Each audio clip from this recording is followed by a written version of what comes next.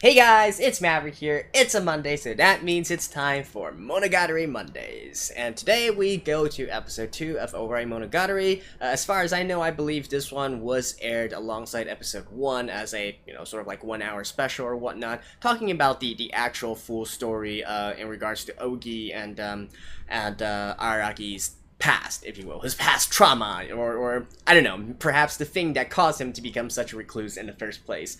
Although, I guess technically he would probably also already be a sort of a loner in order to get into that kind of situation, but this might have worsened it. I mean, I already have my predictions in the last episode. If we go for a more classic or a tropey kind of development, I think it's fairly easy to try and say, okay, perhaps Arargi gets blamed for everything, and so he gains distrust of people, of the majority, ruled by majority, and so on and so forth. But hey, there could still be some twist in it, right? So let's just get into it and find out.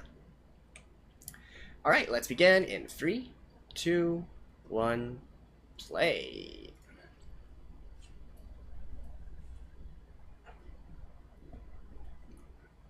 Alright, I'm guessing all the students in the class.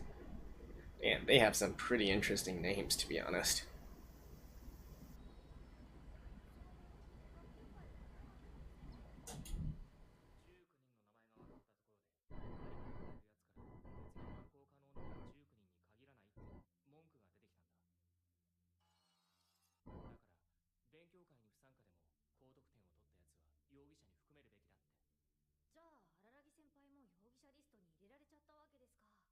Mm.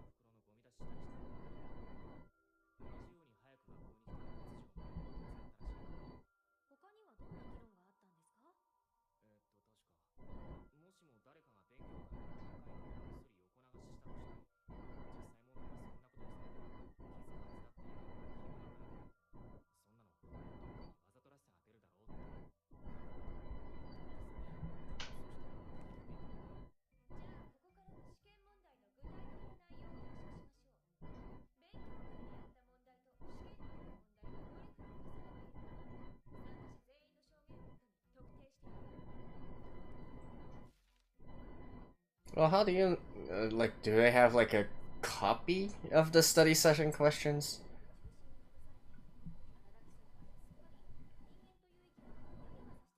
I mean, I certainly don't blame him. If I was caught in that situation, I would be like,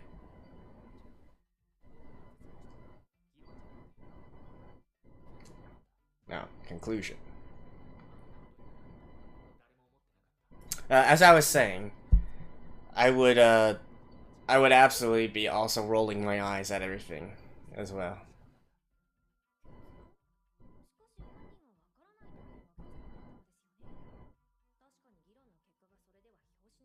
I'd be like, oh my god, just let me go already. Who cares?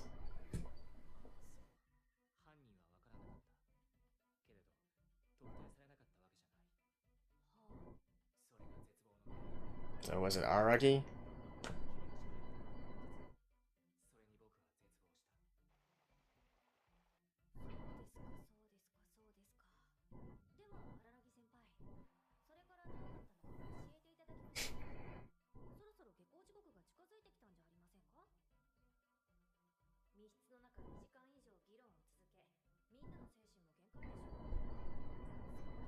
I don't think that's even legal, to be honest.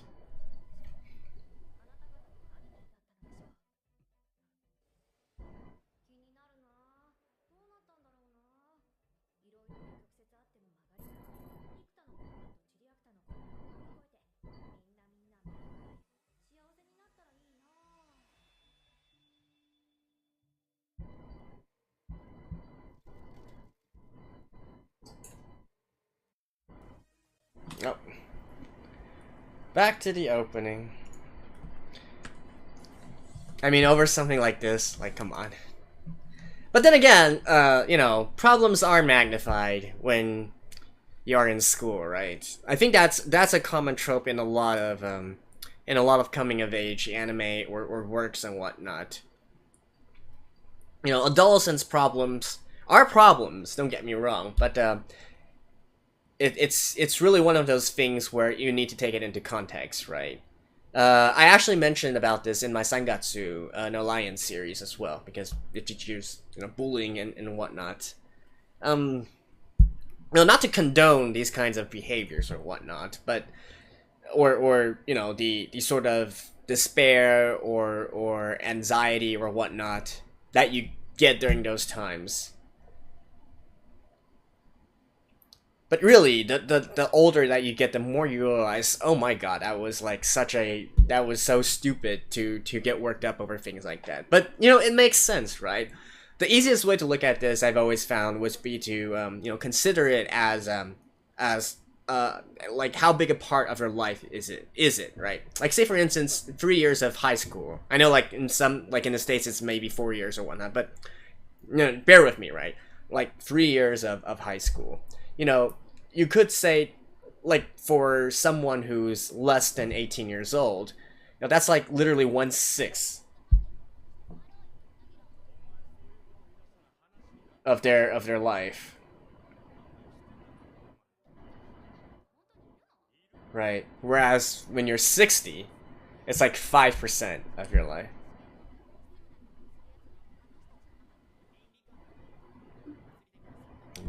Good question.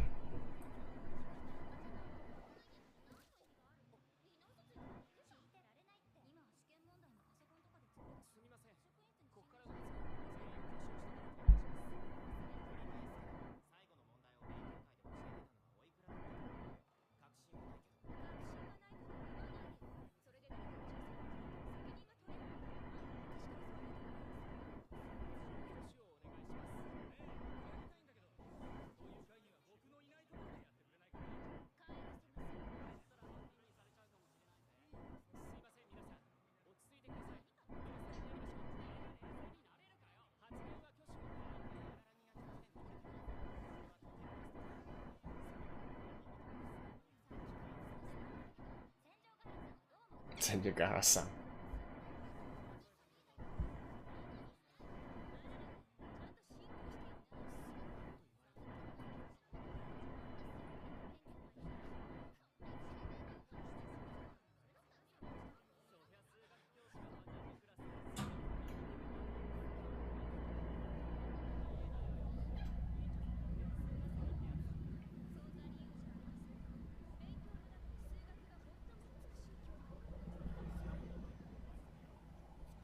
Although I am kind of curious though, like why Araragi is making such a big deal out of this.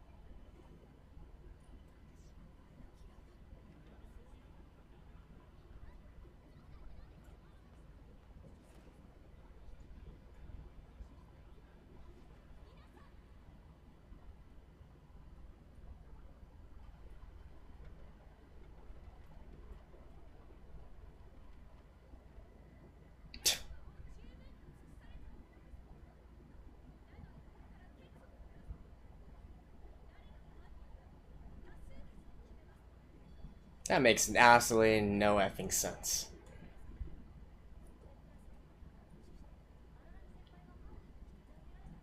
Oh, is here the twist? Yep, here's the twist.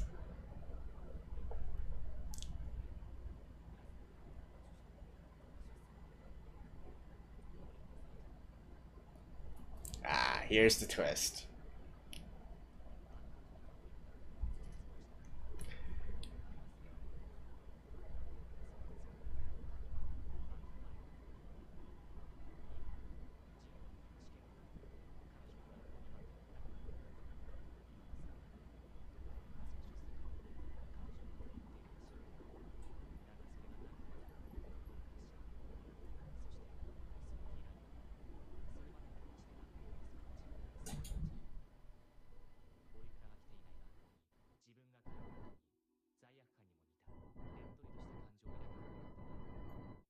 What?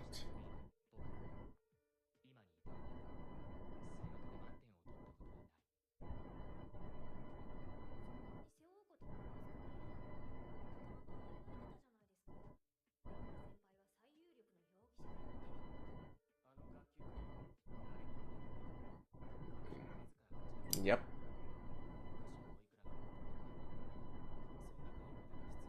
No, but you're wasting everybody's time.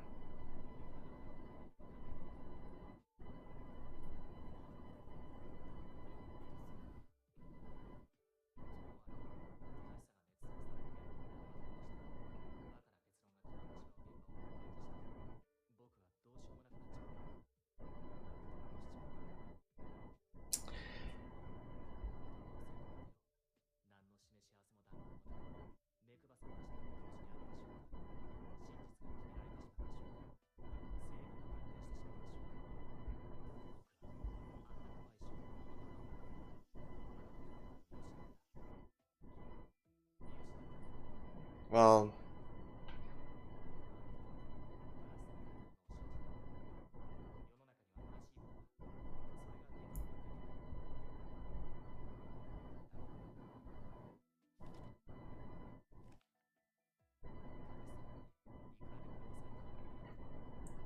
welcome to the real world, Araragi.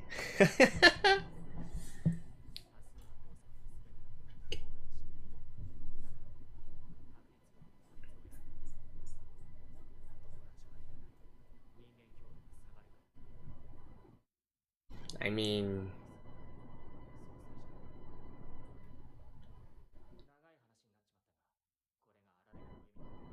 Okay, so is the double twist here going to be that it actually was her who did it?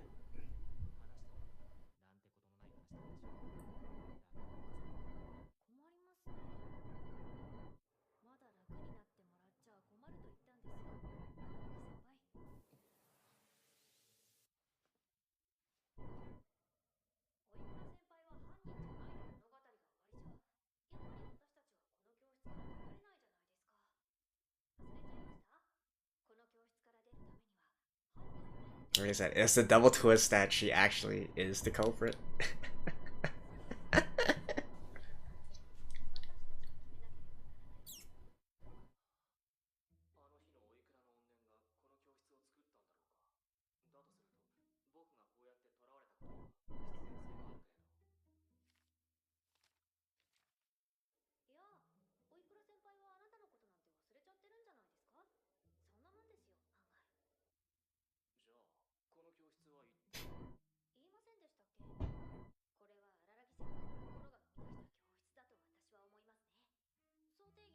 Mm.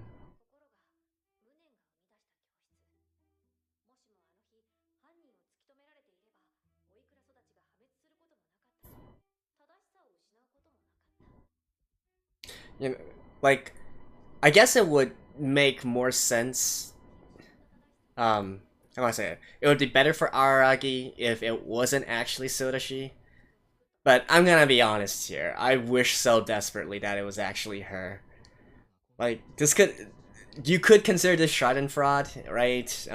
You know, then Aragi would have been suffering all this time for nothing. But I'm gonna be honest here, you know, this is one of those rare maybe not rare, but this is one of those situations where I'm gonna have to disagree completely with Aragi here.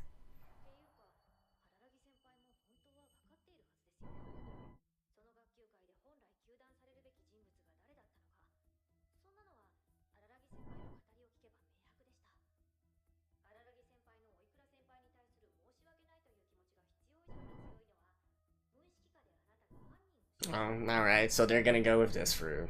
Aw. Oh well.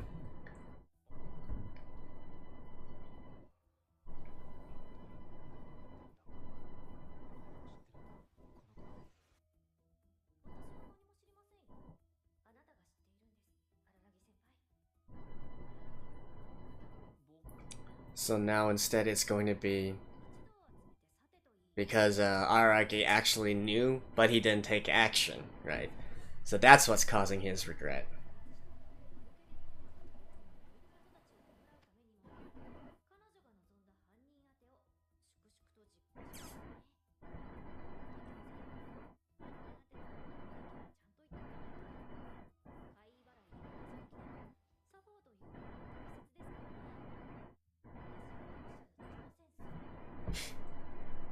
All right, so we are supposed to solve this.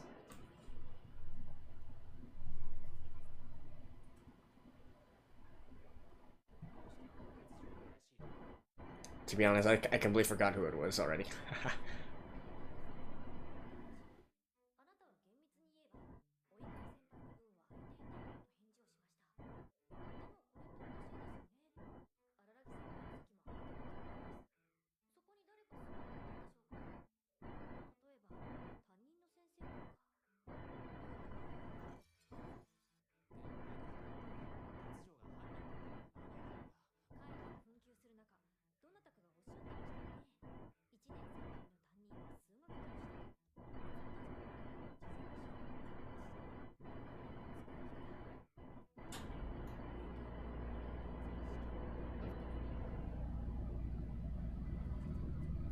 No, the teacher?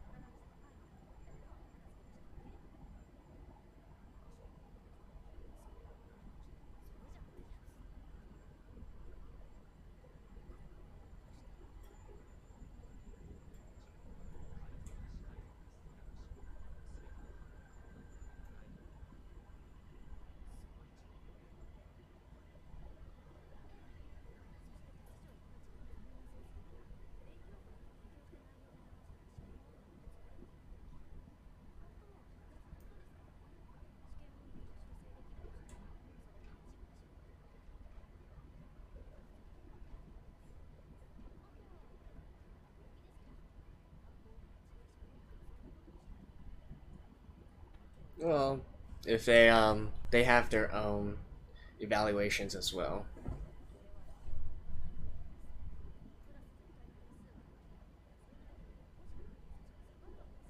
Yep. Right, the teacher evaluations.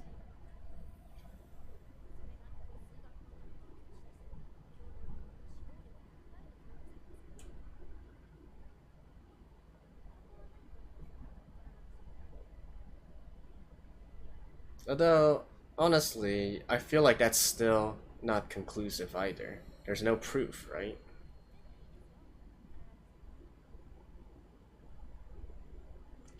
But I mean, I think for this though, it really works mostly on honestly, the truth doesn't matter. Right? It's just what Aragi himself perceives it to be.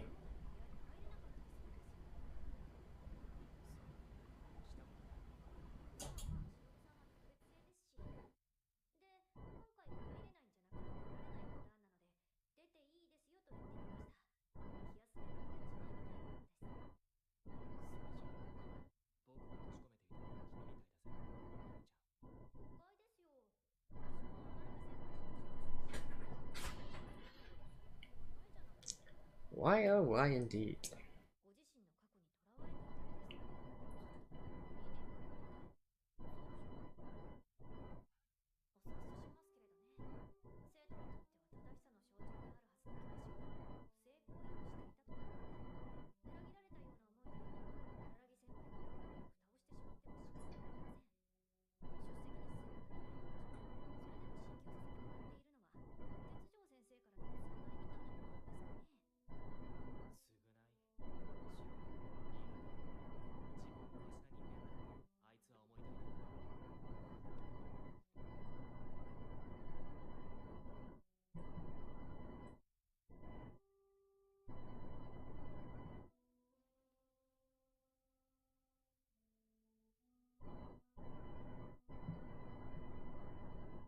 What do you truly think?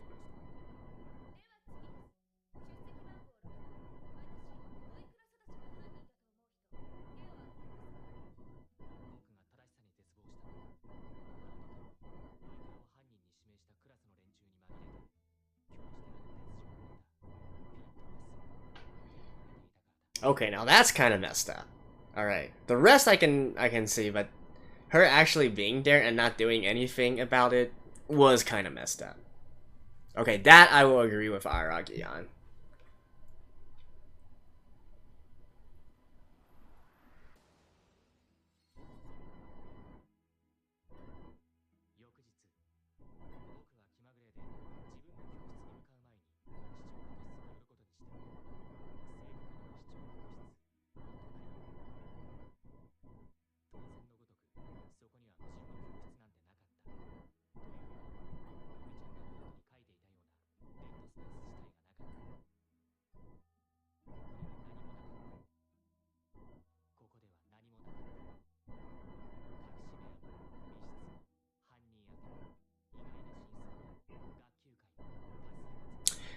But you know, part of growing up is also realizing that authority figures aren't quite the authority that you may perceive them to be.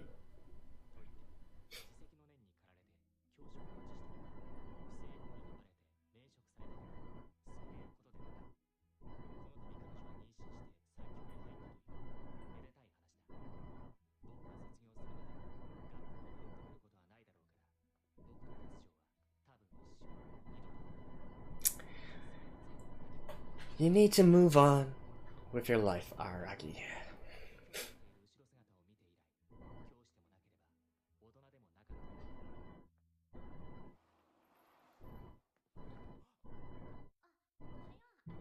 Hello.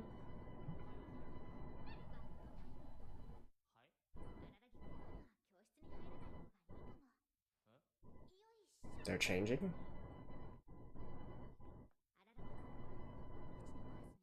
Oh.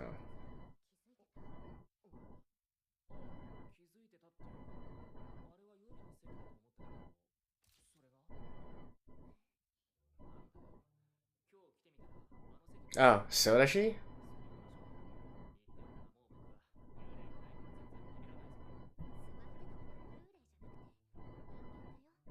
Sodashi.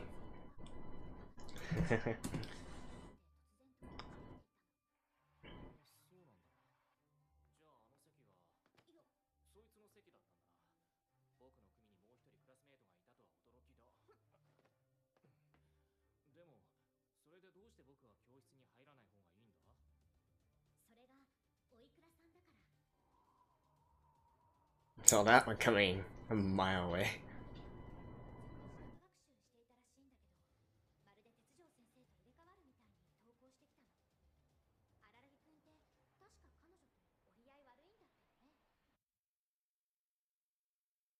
Eh. Alright. I feel like this episode is going to be one that is, how can I say this? Very, there's going to be lots of opinions on this one, though. But I'll see you guys after this. Alright guys, so I am glad that I made the disclaimer that I think there's going to be a twist at the very end there, because there indeed was one, right? And then it was not Araragi who was the culprit. I was thinking, actually, that this seemed a little bit too straightforward for Monogatari, right? So, of course, we get this little twist here, it being so that, you know, the culprit instead being blamed on or the blame being put on Sodashi. That one I did see coming, once it was revealed it wasn't actually Araragi, and I'm not gonna lie, I would, if I were in that situation, I might have done the same thing, to be honest, because, well, I guess it depends, right? So this is where it gets really contentious, right? It really depends on your own morals and how your own values and how you think of things, to be honest. Now, and to be honest, Araragi, I mean, he's a stand-up person, right? And I think we've known about this since the very beginning and whatnot. And I think I've mentioned numerous times already before that, to me, Araragi isn't exactly a very relatable character, because he's just he's just too little.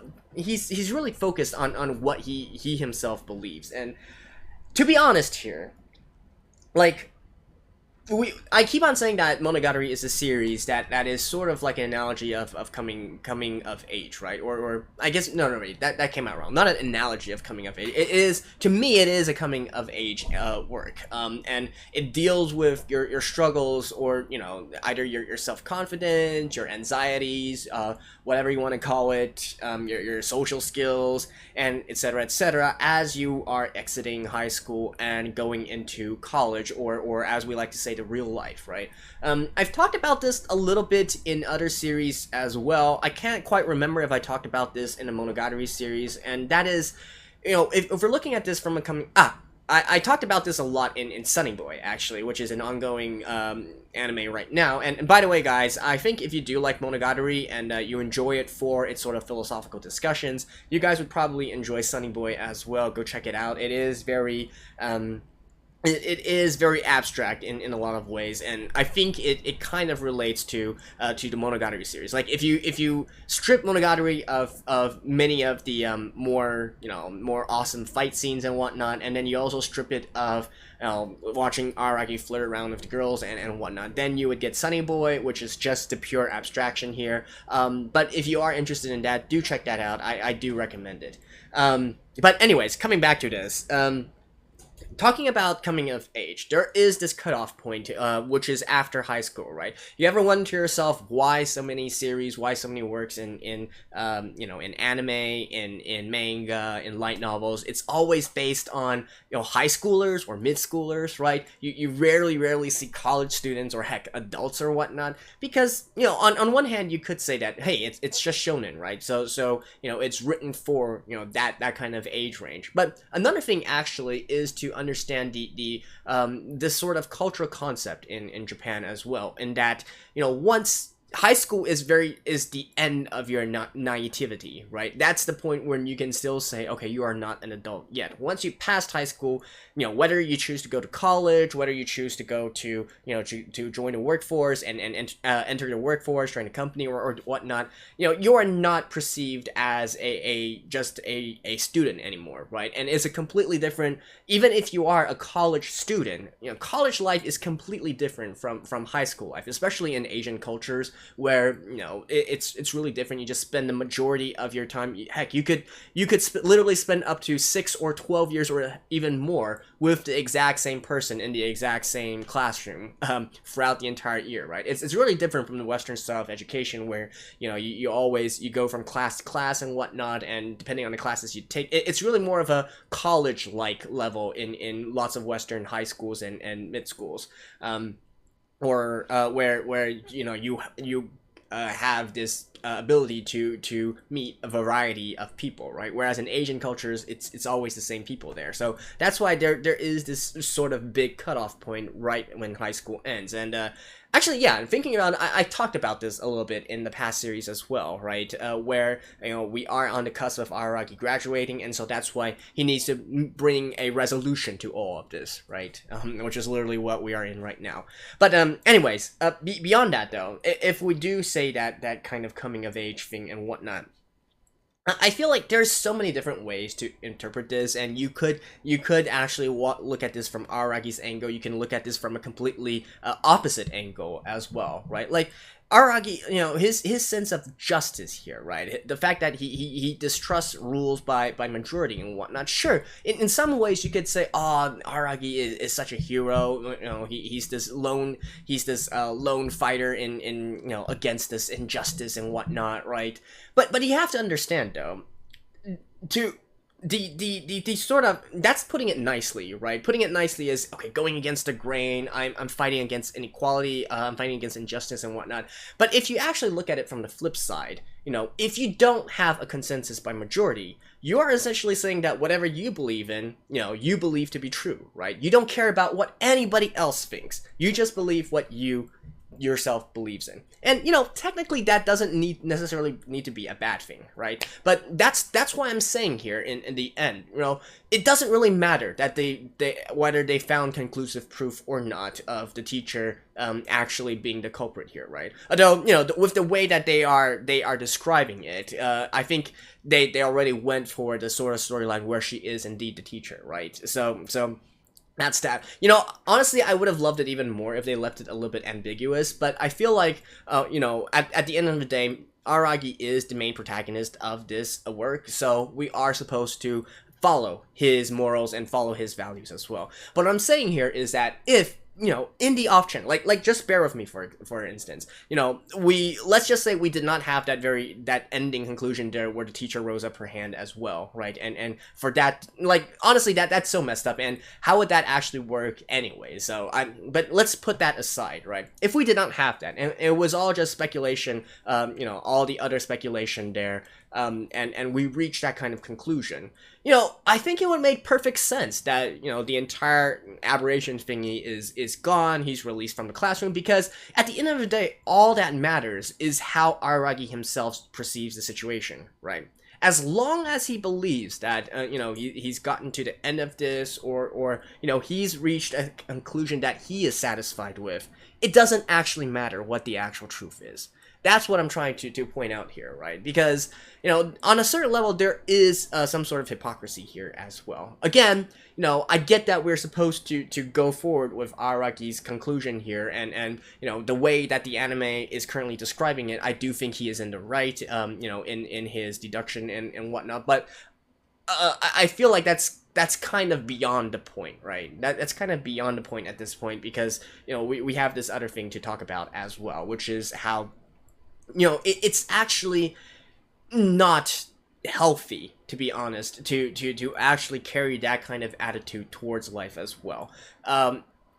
We could say, I mean, it's hard, right? Because, who is to say that there is like one actual answer to all this? And that's why I'm saying that this is very subjective. It really depends on each person's own sort of take on the subject, their own morals and values. Like for me, for instance, I'm just talking about this from my personal perspective at this point.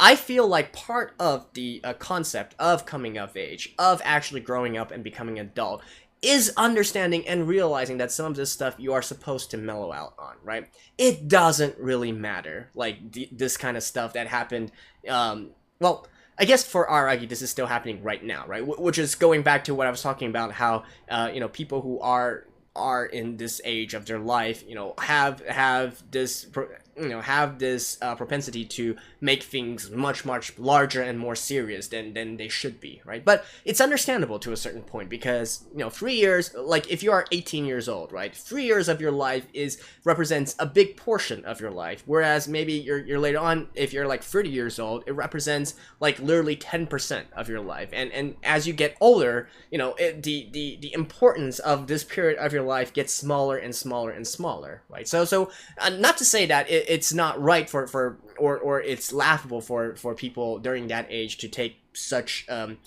note of and make things out to be so serious, but I'm just saying that that is actually part of growing up, to understand that this is not all that it doesn't really matter, honestly, about this sort of thing. And, realizing that authority, so-called authority figures, right, your parents, your teachers, or heck, even like public authority or whatnot, or your government, or so on and so forth, realizing that they might not, even though they have been entrusted with the power, with the authority, and with the, theoretically speaking, the knowledge to make decisions and whatnot, part of growing up is realizing that everybody is still learning, and technically, to a certain degree, all winging it, right?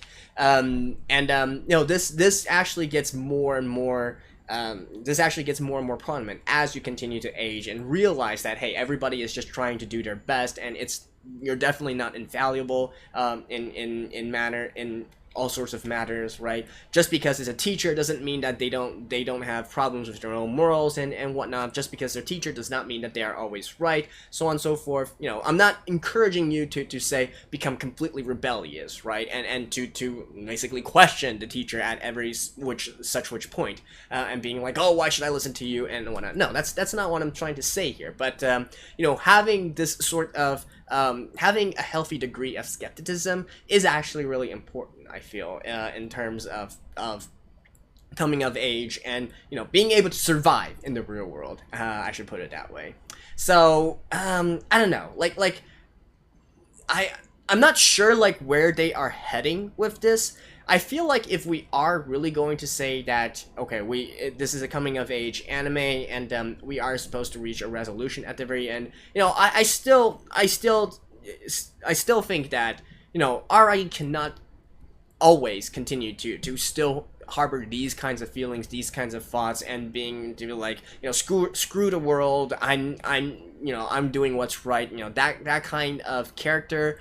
You know, it is romantic in a lot of ways, right? We love this sort of character who's fighting against the current, going against the grain, you know, that kind of thing. Like, for instance, Rorschach from Watchmen and whatnot, you know, that kind of character. But at the same time, you know, sometimes you have to learn to go with the flow, honestly. And yeah, that's basically, you know, hopefully this came across as coherent to you guys as well. And you know, feel free to disagree and you know, put down what you think as well, right? Whether you agree with Araragi or whatnot. I mean, I will say though, I completely agree with Araragi that at the end of the day, the teacher actually also raising her hand along was definitely messed up to me. But you know, we still haven't 100% concluded that it was actually the teacher and not Sodachi, right? We can't still eliminate that possibility yet. To me, you know, no definitive proof has been taken out. Sure, your logic makes sense, but where is the proof, right?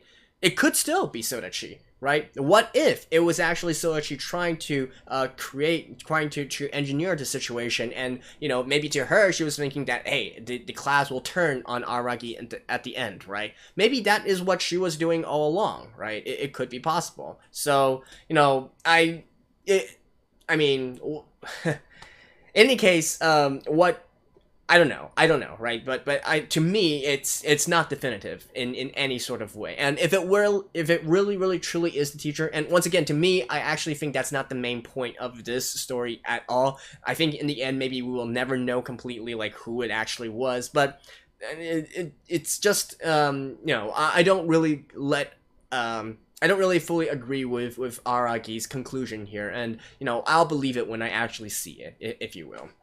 And Sodachi, you know, saying that, I guess that's also another sort of interesting perspective here. Like, if you were actually one of those students sitting in that classroom at that point, you know, you were but now that I think of it, she is probably acting under the authority of the teacher, right? Because the teacher was there. I was actually under the impression that she was just doing this on her own volition, right? So she was actually being very authoritative in this, and, you know, just basically going to everyone like, nobody can leave, you know, we're gonna get to the bottom of this, and so on and so forth. So if that were the case, then yeah, I mean, I would probably be the ones voting her along as well, because, like, come on, at the end of the day, it's just a freaking exam, right? It's not going to change. See, this is where some people differ, right? Some people who really feel like they have morals to prove or whatnot would be like, no, we cannot accept this. We must find out like who did this. This is unfair. You know, I did not get a good grade. Some people cheated and got a good grade. We need to get to the bottom of this. We need to punish those responsible and whatnot.